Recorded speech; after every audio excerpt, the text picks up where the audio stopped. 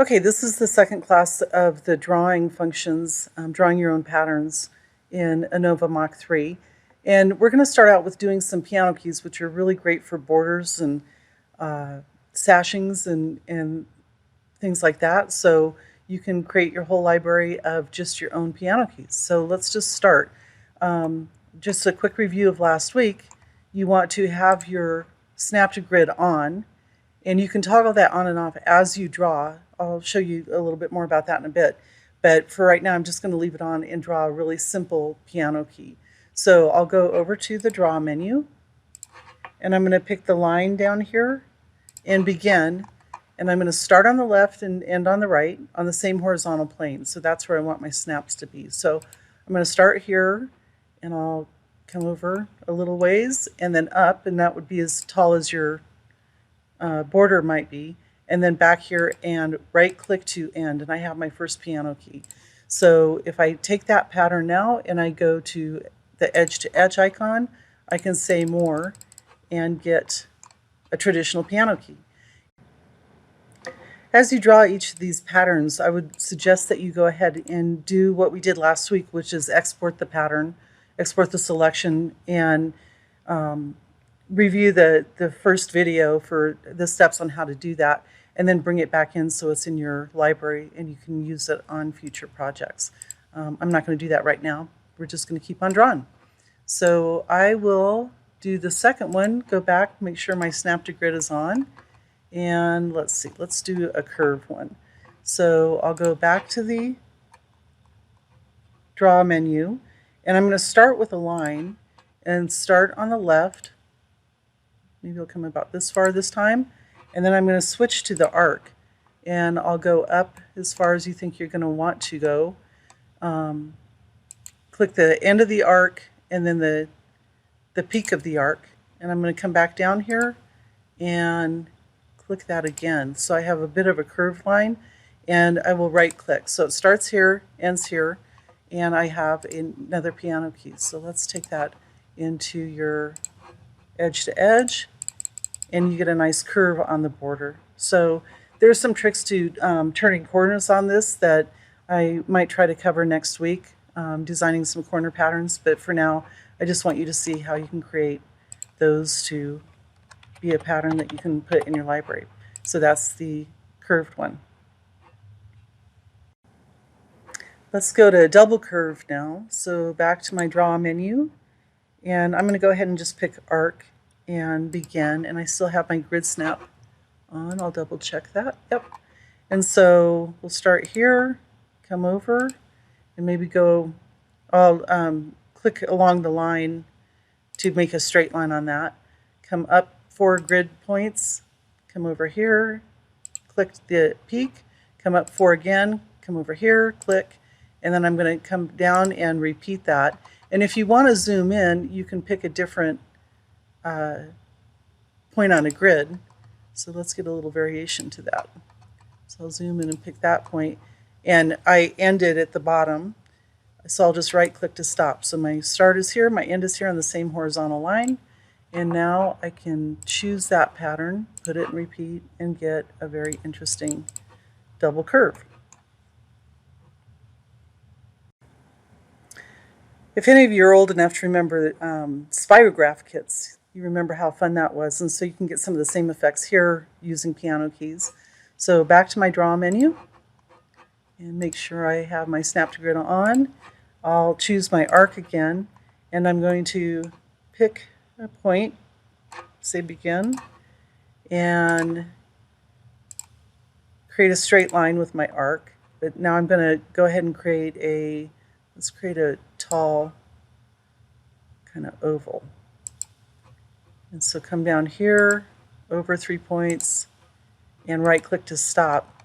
And so let's see how that repeats out. So I'm going to go back and select that and go to my edge to edge. So that's interesting. It would be a neat kind of traditional border. Let's try a circle with that. Again, the arc, And we'll go a little bit closer. So I'll come here and go to the center point there, down here to the bottom, in the same distance over here. Right click to end. So start and end are down here on the same parallel line. Choose that, and then we'll go to the edge to edge icon and see how that repeats out. So that's pretty fun. You can do that with any kind of shape. As long as you have a tail on these piano key patterns, you can get those sort of echoed shapes. So let's try a line and zoom in, start here, come over here, and maybe now I will do a diamond. So, and I'm going to end here, right click and be done with it. And on the diamond now, I'll put it into a repeat pattern. So that gives you a very interesting sort of alternative grid pattern that you can use in your quilt.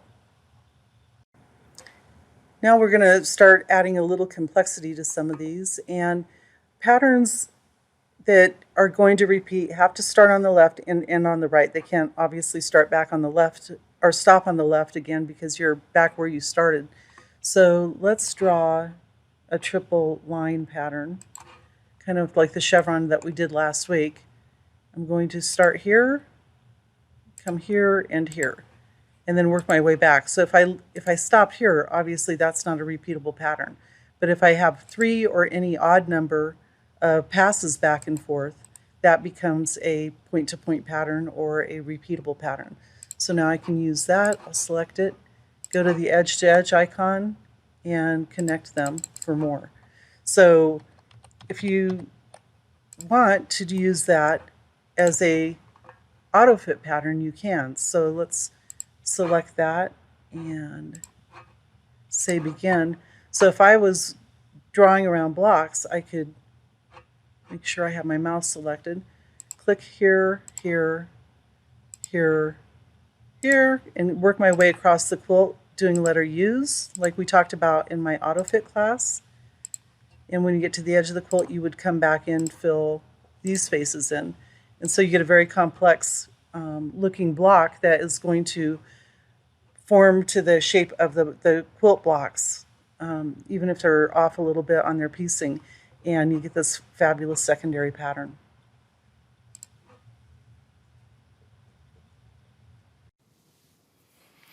Let's do the same thing with an arc. And so what I'm going to do is use my push pen and mouse placement to draw what would be a quarter of a block. So let's click here, here, here, and back. So you can stay within those boundaries. And so I'm going to go back to the draw menu and the arc, begin. It's going to start on the left, end on the right, and then my first click. And if you zoom in, you can get different points to snap to. So let's go up to this one. Now I'm going to come back and click at the beginning and draw another arc. And I'm going to go back to the end and draw my third arc. So that pattern would be an Autofit pattern. So let's play around with it a little bit. I'm going to put it up here and copy it. And let's do the same thing we're just doing with the blocks. So I'll go to the Autofit, begin Autofit, and with my mouse, click here, here. Oop. Control Z undoes that. Here, go up, go back to the second block, work my way across the quilt with letter U's like this, and then when I'm done, I would come back and do the final square. So that looks pretty fun, and you can really get a different look based on the height of those arcs. So now I'll vary the height of those arcs a little bit so you can see what I'm talking about. Go back to my arc, begin, click here, and let's extend up into the, first click, second click is the end, third click is your peak. So back here, click here on my third and end point, and I'll come up here to click the peak. So let's try that one now as a pattern. So I'm going to go ahead and copy it so I don't get rid of my initial one. And choose the Autofit function. And let's click around our pretend quilt blocks.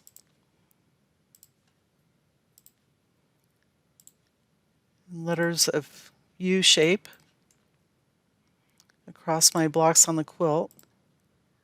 And then when you're done, you can come back and fill in. And so that would make a really great geometric quilt pattern on your quilt blocks.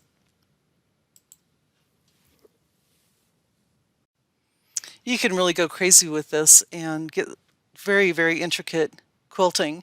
So I'm going to select my arc again and build on this a little bit.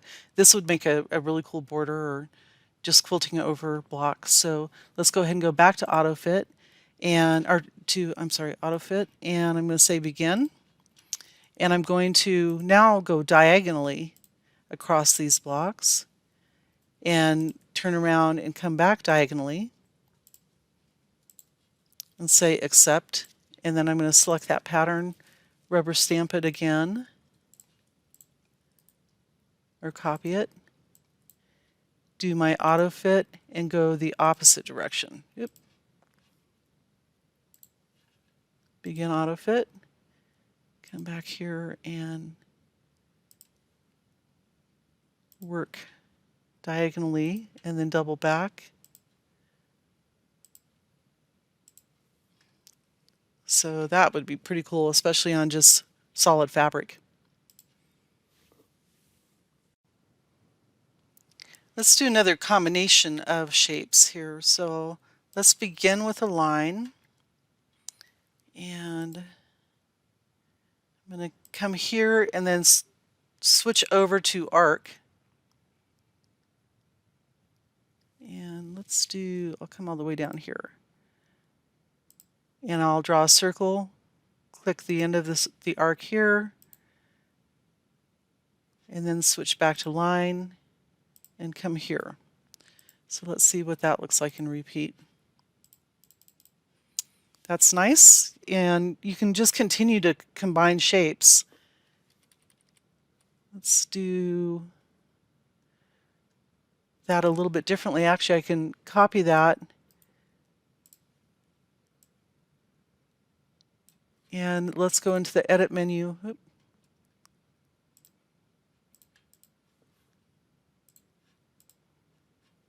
let's bring those down to a further corner to see how that looks and repeat.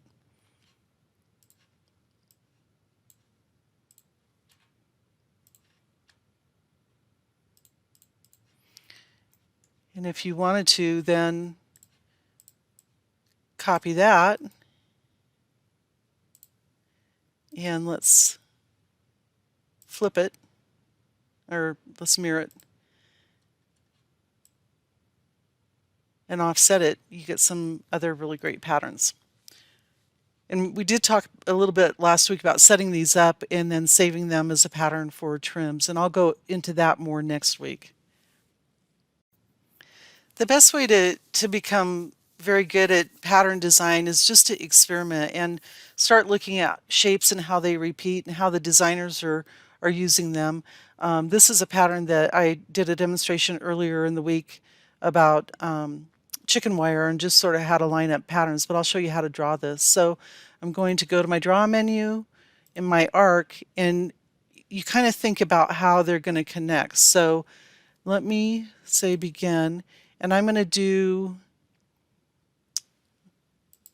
a first and last here, and then an arc, and then come up, stay on the true diagonal, click there, and halfway down just to keep that line straight, and then I'll come up, mimic that same arc there, come down, once over here, stay on the true diagonal, come down, click in the midpoint for a straight line, and then end at the same horizontal plane that I started, and click over here. So that gives me a shape that's kind of like a chain link. So I'm going to reduce that using maintain ratio and go ahead and repeat it.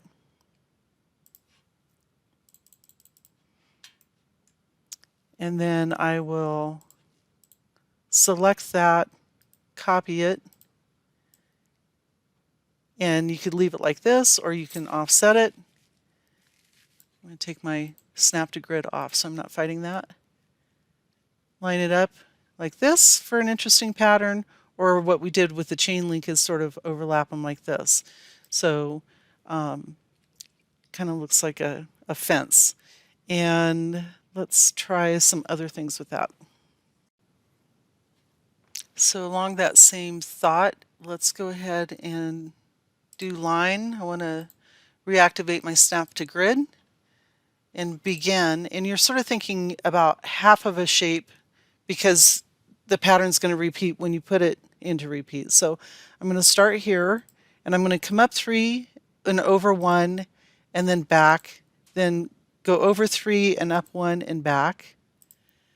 And then I'll stay in the true diagonal and double back 3 and down 1, and then down 3 and over 1, and do the same thing here, out 3 and back, and then I'll do my diagonal and repeat, mirror this other shape. So 1, 2, 3. That looks like too much. Control Z undoes that. So here, here, and then end on the same horizontal plane I started with. So let's see how that repeats. And remember, you're going to be wanting to save these as patterns as you go along. So let's take that and I'll copy it just to give it a bit of a test here. And then if I select that, you could use your standard repeat functions, but I'm just going to copy it just to see how it offsets. So that's great fun. That would give you a really pretty texture if you were running it really tight. And you could also just offset it like this and get a nice look too. So just experiment. Sometimes you want to design patterns that don't necessarily want to start and stop in the same horizontal line in one repeat. So you can double it. Last week we talked about this a little bit with the double circle pattern that I did. I thought I had it on here and I think I just deleted it. So anyway, let's do a couple of leaves that you can use. So back to our arc. And I'm going to start here, end of the arc, my peak, come back down here, my peak going this way, maybe there, and then we'll have a little vein in the middle of a leaf. And I'll try to duplicate that coming down this way again. So one side, back to the start point, looks like about there, and then I'll end on the same horizontal plane, and you can decide how you want to draw that. And so let's use that, copy it, and try that and repeat. This can make a cute little border.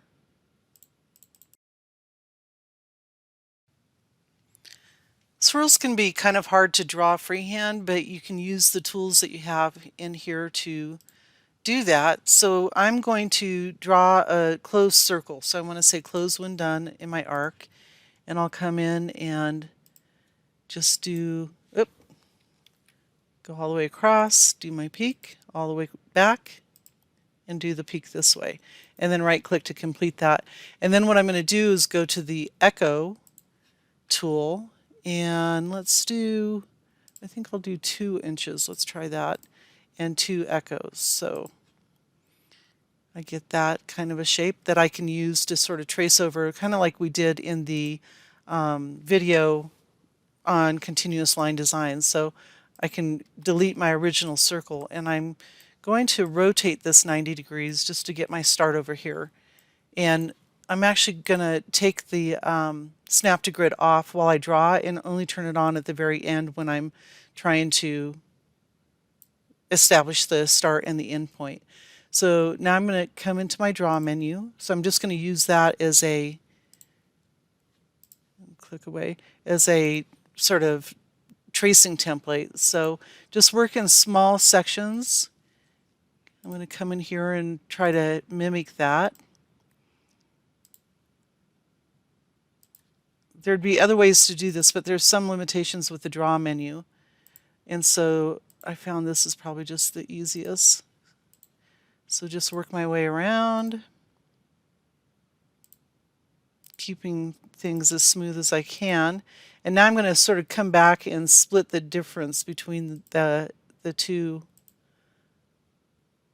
lines that are already established there. So just clicking kind of halfway points. And I'll keep going here, sort of eyeballing that same distance. You can always go back in and edit this when you're done. And I'll stop close to a grid point there and right click to complete. And so you can come in and edit the points to smooth them out if you want. And when I'm all done with that, I will actually go back. Let's click the outer one, move it away, and then delete my initial one. And then I'm going to try to line this up with the grid points as close as I can, so you might want to change the size a little bit. And now I'll come in, snap to grid on, and I'll actually snap the start and the end to grid points. Hopefully the same horizontal